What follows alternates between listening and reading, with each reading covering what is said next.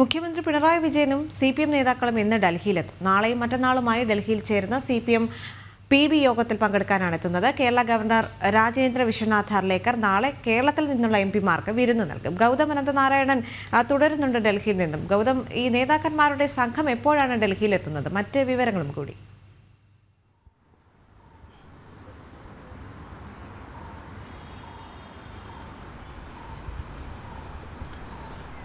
ദേവിക, ഇന്നലെ വൈകുന്നേരമാണ് CPM-ന്റെ സംസ്ഥാന സമ്മേളനം കൊല്ലത്ത് അവസാനിച്ചത്.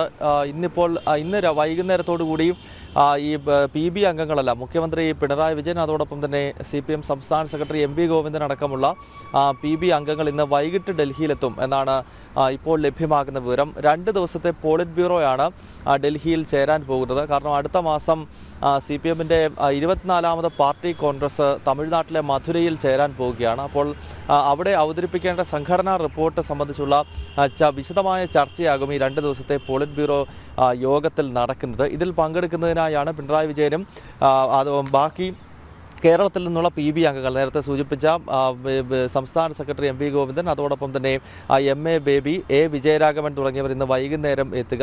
നാളെ കേരള ഹൗസിൽ കേരള ഗവർണർ ഹർലേക്കർ കേരളത്തിൽ നിന്നുള്ള MP-മാർക്ക് ഒരു വിരുന്ന് നൽകുന്നുണ്ട്.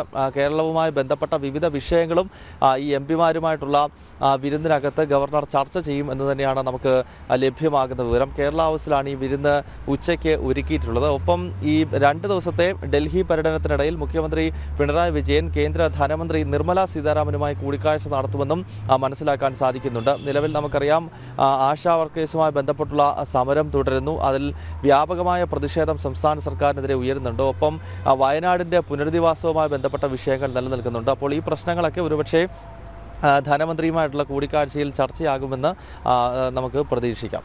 ദേവിക.